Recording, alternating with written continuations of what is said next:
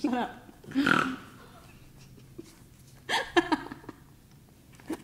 And then there's that. I'm done.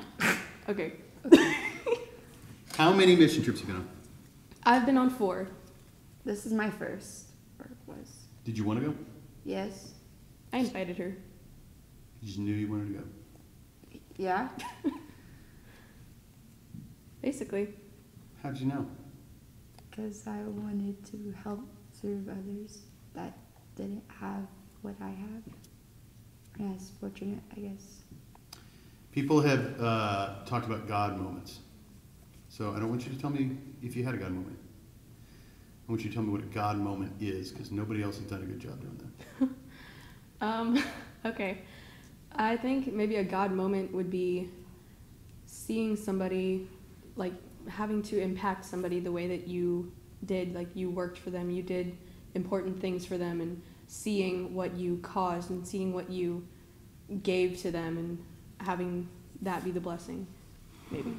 For me, a God moment was when I strongly felt a calling for God. Like, when you see someone and you strongly feel like you need to talk to them. That was my God moments, I guess. And I was just kidding, but everybody else did a fantastic job too. I was just kidding. Okay. So you're saying to me that a God moment to you is feeling God directing you? Yes. Who are you talking to? Oh, okay. Then yeah, I don't know. I just feel an urge, like, but it's not like a normal urge. It's like something more holy. It's hard to Explain your word. It's hard to English, but I just feel like kind of like a tug into a direction to go. But it's not like a bad tug. That reminds me Good of tug. my life verse for confirmation that we did, which was, I believe it was Isaiah 30:21. It was like, whether you walk to the right or to the left, you will hear a voice behind you saying, "This is the way, walk in it." Huh. Okay. So did you have a God moment? Yeah. I believe my God moment was more like our client had MD, and so in his legs, and he was converting from his walker to his wheelchair. That's why we built the ramps for him. But usually he wasn't like oh, I'm so blessed to have you. Like his attitude was just so optimistic, and he's like just living life to the fullest. And it was just really cool to see God working through him, just like the best person happiest person he could possibly be. And it was really cool to see that. My God moment was after the last day of Bill Day when I saw my client's face, because she's an 82-year-old woman. She's the cutest person in the world. She was an English professor. She traveled all around the world, touching and healing everybody that she could. And her husband was also an English professor. And her husband died, and she thought, when I retire, because she English, she would love to read all the books. She has a huge old library in her house.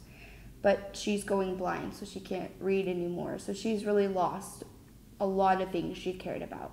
But she just, like, her attitude was, I might have lost everything I cared about, but I'm still here because I still have a purpose. God still has a purpose for me, so that's why I'm still here. So I'm going to still be, kicking, I guess. I'm still going to be happy because I know God, there's a reason I'm here, because I'm still here because God still has me here, I guess. Right. I think both our clients were like pretty much had just a really happy attitude, and we're just, hey, I mean, it's life. Let's live it up, man. So I think that was pretty cool to see that. Did you create, or were you a part of creating their God moment?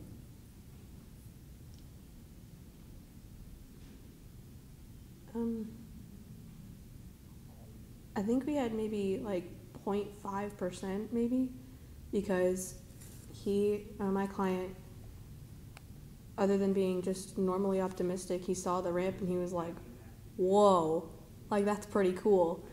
And then we kind of saw him walk halfway down, then he was like, I gotta go get my wheelchair. And so he went into his wheelchair, and that was kind of cool to see that.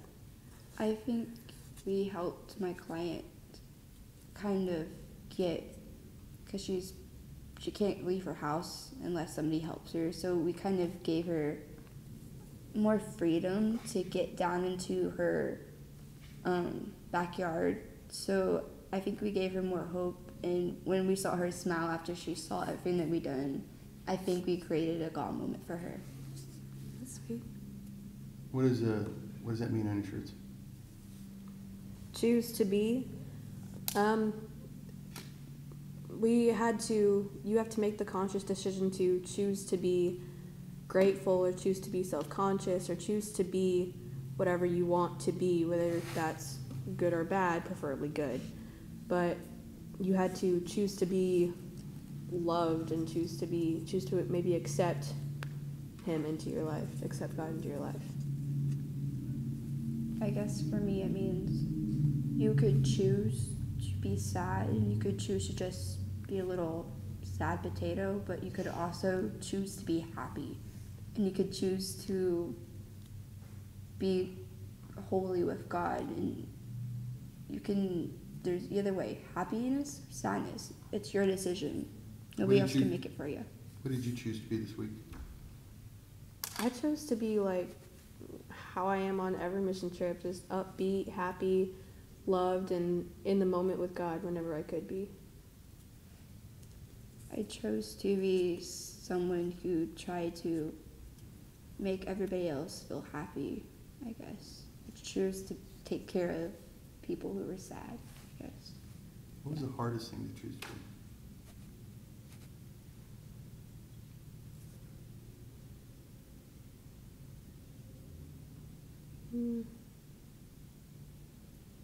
Hardest thing to choose to be was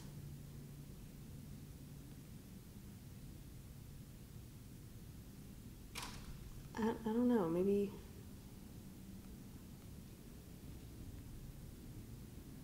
patience, because just on the work site in general, you just gotta be patient with everybody and with the heat and everything else. But that's just a general, probably something that applies to everybody, because I can't think of anything right now.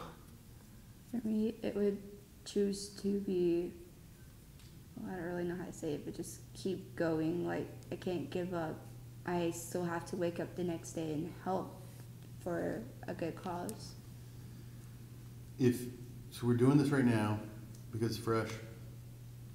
So if there's a thing that the 40-year-old you would forget, if not for this video, what do you think that would be? Like, what's the one thing you would, I'm only 31, but Kayla here is pushing 50.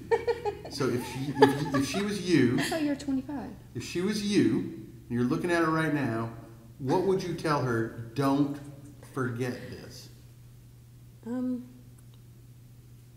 Don't forget that a lot of people had an impact on you this mission trip, and don't forget that you got the ability and were blessed to be able to go and help somebody, but just don't forget that you were also blessed while doing this mission trip, this one specifically.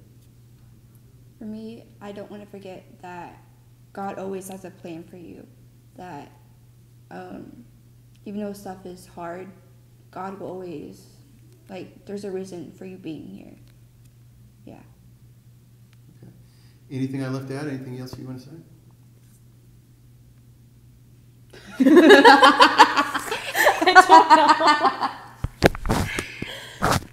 I don't know. I'm sorry. Hey, do something for me here. It's going to seem a little odd, but I'm going to get in close. Okay. Put your heads kind of together. Look straight at me. And then I'm going to move around a little bit. And I want you, when I move around, I want your eyes to follow me. Your heads kind of can too. But just Okay. hang on. All right.